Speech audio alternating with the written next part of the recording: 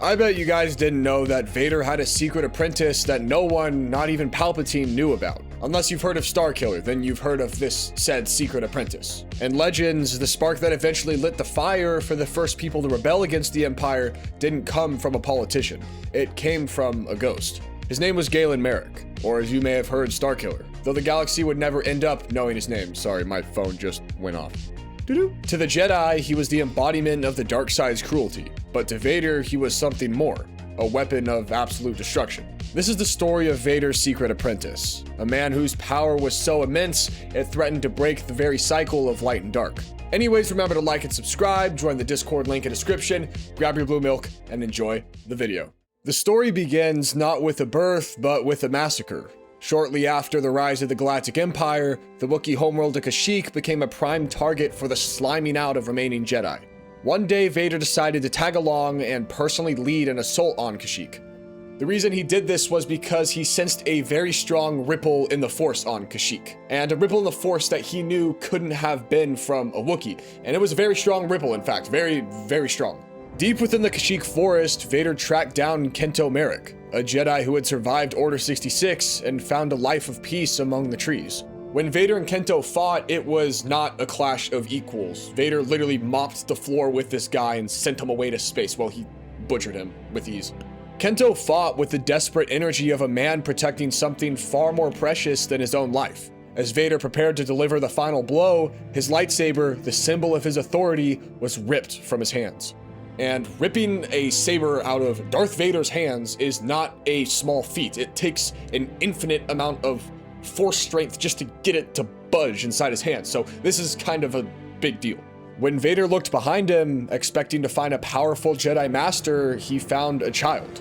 Young Galen Marek stood there, barely tall enough to hold the hilt, yet giving off a raw, untapped force potential that was staggering. Vader was literally getting force-mogged by a small child. And this is also when Vader realized that this ripple in the Force that he felt on Kashyyyk didn't come from Kento, the Jedi he just slaughtered. It came from this little kid, Kento's son. In that moment, Vader also realized that the Force had provided him with a way out of his servitude to Palpatine. He thought that this random little kid, Galen Marek, could help him overthrow Palpatine. When Vader decided that this was a possibility, he killed Kento and slaughtered the Imperial stormtroopers who were there to ensure total secrecy. He then dragged Galen Marek into his ship, knowing that he was about to inflict a life of endless torture and suffering onto his apprentice. Upon arriving on Vader's executor, Galen Marek ceased to exist. He was stripped of his name, his heritage, and his humanity. He was designated the number Subject 1138.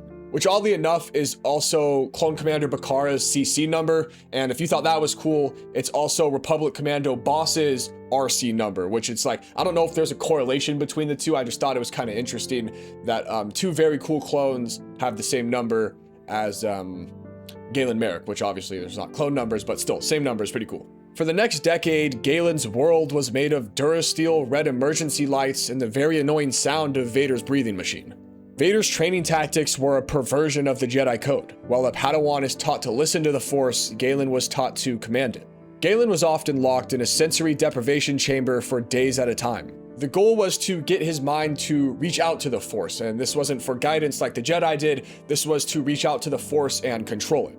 When he finally made a noise, it wasn't a whisper, it was a scream caused by the overflowing amounts of telekinetic energy.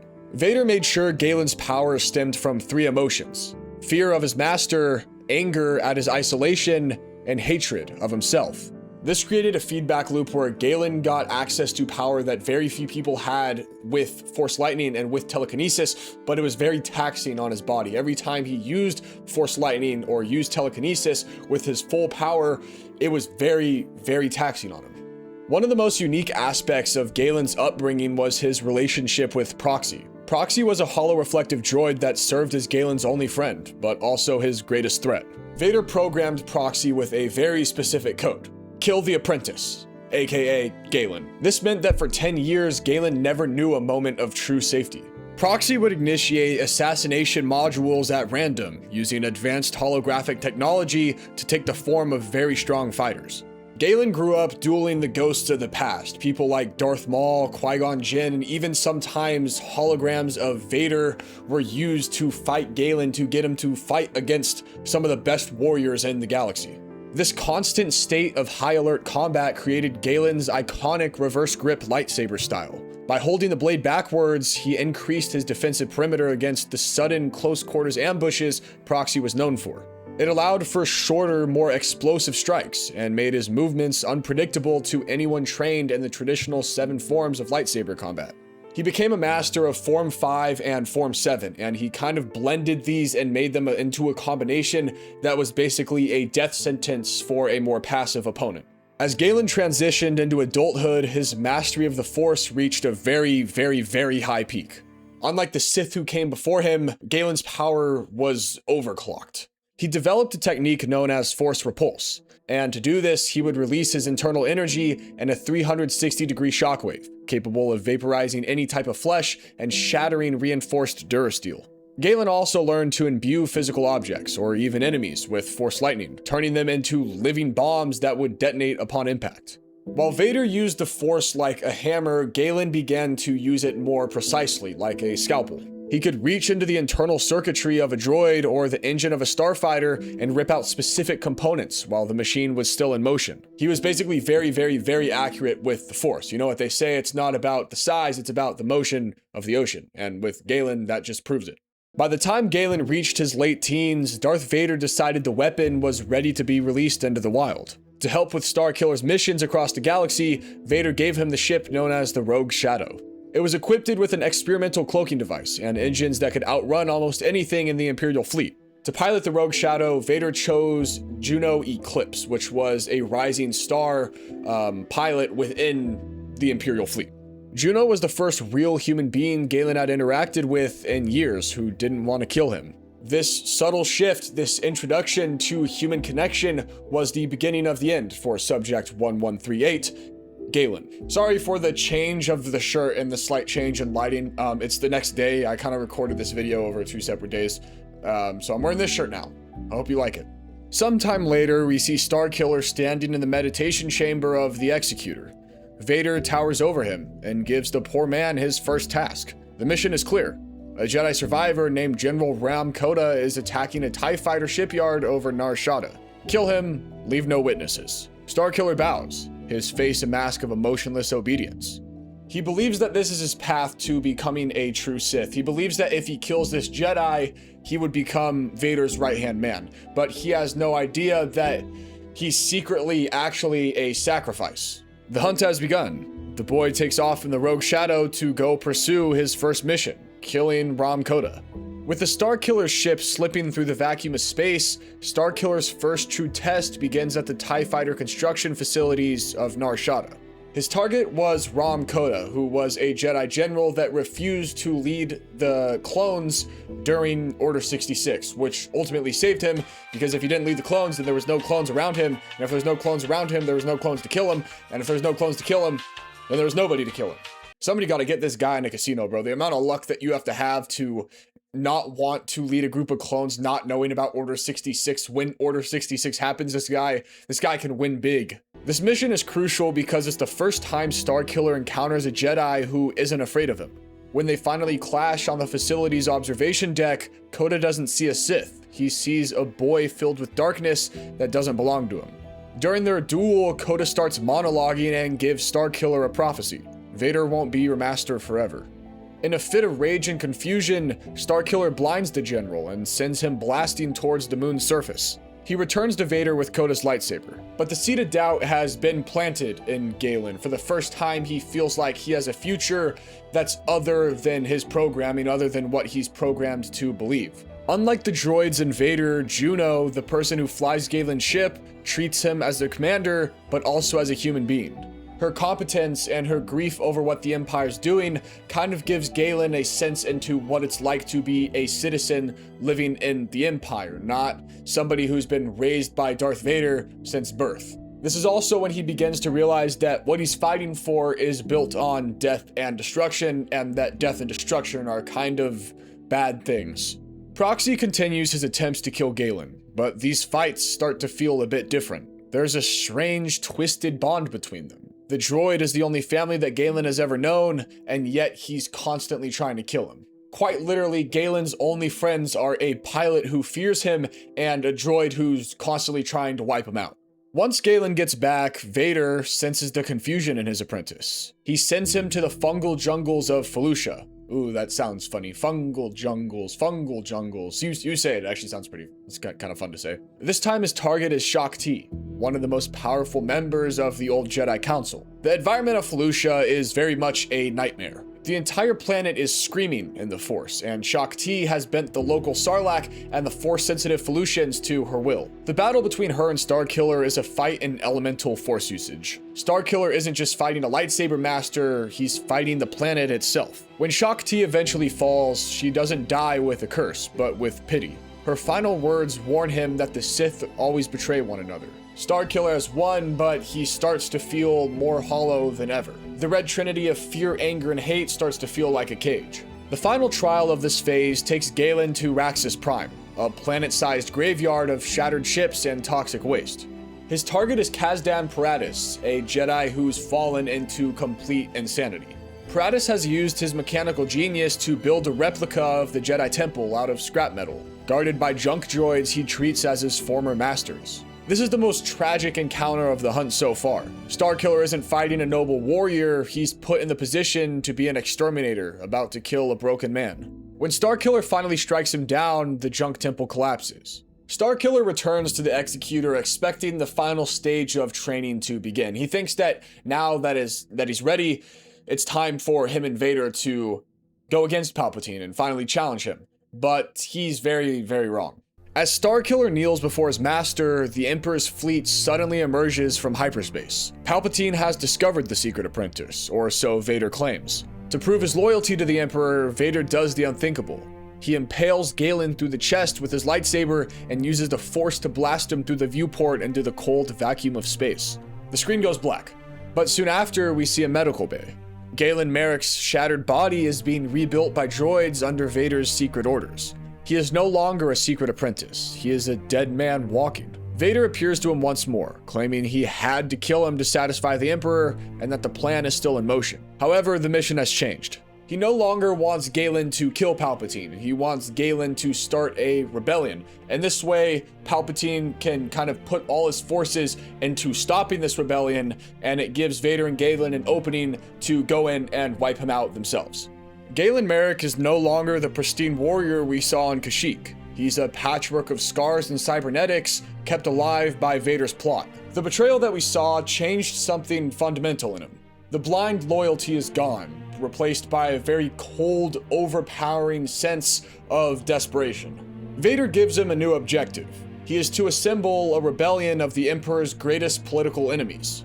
Like I said earlier, the logic is to assemble all of the Emperor's greatest enemies in one spot, so the Emperor sends all these resources to them, and then he's open and vulnerable to an attack. This is the ultimate long game. Starkiller is no longer just a blunt instrument, he is an agent of chaos. To build a rebellion, Galen needs a symbol. He tracks down the man he thought he killed, Ron Koda. He finds the former general on the cloud city of Bespin, a broken, drunken shell of a man roaming on the lower level bars. Koda is blind, his connection to the Force severed by his own trauma. Still, despite his blindness, he begins to sense the light starting to flicker inside of Galen. He agrees to help, not because he trusts the Vader's boy, but because he sees a chance for redemption, for both of them. The Rogue Shadow becomes a mobile headquarters for the developing resistance. Galen travels the galaxy, rescuing the figures who will become the pillars of the Rebel Alliance. First was Senator Bail Organa. He was picked up from Felucia when he was searching for Shaak Ti. Next was Princess Leia. In a daring mission to Kashyyyk, Galen's own birthplace, Galen rescues a young Leia from an Imperial slave compound. This mission is kind of a sensory overload for him because when he rescues her, he smells the trees that he's familiar with, he sees his old houses, and it's very, I want to say nostalgic, but I don't think nostalgic's the right word because he was like very little, but it brings back something in him.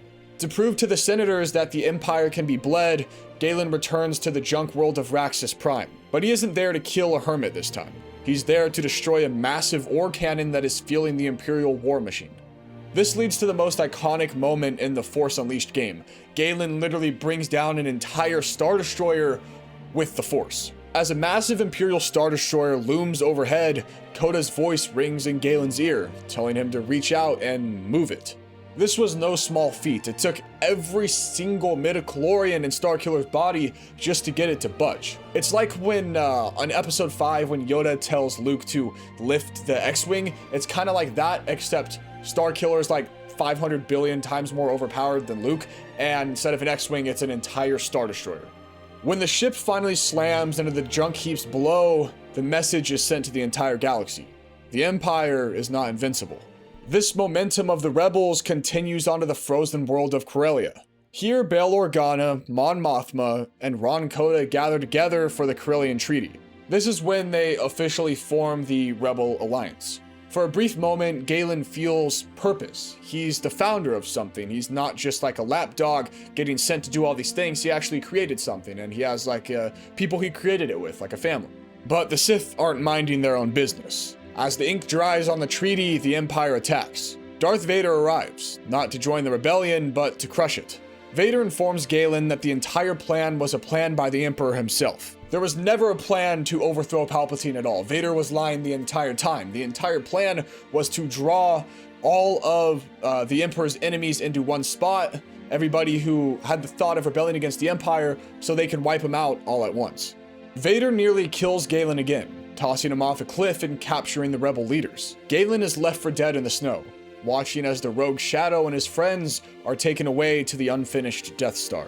We see a broken Galen Marek lying in Corellian snow. He has lost his master, his purpose, and his new friends. But you can see in his eyes that they're not filled with the red trinity of hate. They're filled with a calm, focused resolve of a man who has finally stopped being a weapon and started being a hero. Starkiller now has nothing left to lose. After being portrayed on Corellia, he's no longer the secret apprentice or Subject 1138. With the rebel leaders captured and taken to the unfinished Death Star, Galen boards the rogue Shadow for a suicide mission. On the flight there, Juno senses what Galen is about to do and confronts him about it. It is here that he finally drops the mask of the warrior, acknowledging his feelings for her and the life he might have had. As he prepares to leap from the ship into the superstructure of the battle station, he isn't fighting for Vader's approval anymore. He's fighting for his friends. And this is kind of in the ending moments where he transitions from a Sith only caring about himself to others, and kind of like a Jedi in spirit. The infiltration of the Death Star is a showcase of Starkiller's absolute peak power. Unlike his earlier missions where he moved with the stealth of an assassin, this is a straight-up assault. He carves through legions of stormtroopers, purge troopers, and AT-STs like a knife through melting butter. He uses the Force not just to fight, but to manipulate the Death Star itself. He rips the massive laser tube components from their housings and turns the Empire's own technology against them. He is a one-man army, a force of nature that the Emperor's Death Star was never meant to contain. Galen finally reaches the Emperor's throne room, where Bail Organa and the other founders are being tortured for Palpatine's amusement. Standing between Galen and the rebels is the man who stole his childhood, Darth Vader. This is a very emotion-driven fight for Galen. It isn't just a fight between a master and an apprentice, it's a fight between a son and a father who's never loved him. The battle is brutal and exhaustive. In the climax of the fight, Galen manages to do what few ever have. He shatters Vader's helmet, exposing the scarred, pathetic face of Anakin Skywalker. He beats the Dark Lord to his knees, proving that the apprentice has finally surpassed the master. With Vader defeated, the Emperor Darth Sidious kind of intervenes, and this is where Starkiller kind of gets his biggest temptation, kind of like Luke had. Palpatine tells Galen to strike Vader down in cold blood, promising him the seat by his side. But Galen hears the voice of Ram Koda, and he ends up choosing the path of the Jedi. Instead of executing his former master, he turns his fury toward Palpatine. When their force lightnings clash with each other, it's so intense that it threatens to tear the throne room apart. Galen absorbs the full brunt of the Emperor's malice, using his body as an absorption pad to protect the escaping rebels. In a final blinding explosion of force energy, Galen Marek releases everything. He becomes a supernova of light, creating a blast so powerful it stuns the Emperor and buys Juno and the rebels the second they need to escape. When the smoke clears, Galen Marek is dead. He died as a hero, on his own terms in the heart of the Empire. Vader and Palpatine stand over his body, realizing that in their attempt to create a weapon, they accidentally created a martyr. By trying to root out their enemies, they gave those enemies a symbol to rally behind. The story concludes on Kashyyyk, where the survivors of the Corellian Treaty gathered to mourn. Juno Eclipse looks up at the stars, knowing that the man she loved is gone, but that his sacrifice gave the galaxy a chance. As they discuss the future of their alliance, Princess Leia asks what symbol they should use to represent their cause. They look at the Marek family crest, the symbol that Galen's father wore, and the one Galen reclaimed in his final hours. That crest becomes the Starbird, the final seal of the Rebel Alliance. Also, just to clarify, if you didn't know this already, all this stuff that we covered in this video is Legends. They didn't put Starkiller in canon because, for one, he's like ridiculously overpowered, which is kind of lame. But yeah, that's probably the main reason they didn't put him in canon. But also, it just doesn't line up with the timeline at all, and it's not how the Rebels were created, and it's its own separate thing. But if Starkiller somehow was canon, that'd be pretty cool. But he was also just really, really ridiculously overpowered. Anyways, that's gonna wrap it up for this week's video. Thank you guys so much for watching. If you watched it this far, remember to like and subscribe. Join my Discord, link in description if you want to talk to me and other Star Wars nerds. And I will see you guys next week. Goodbye.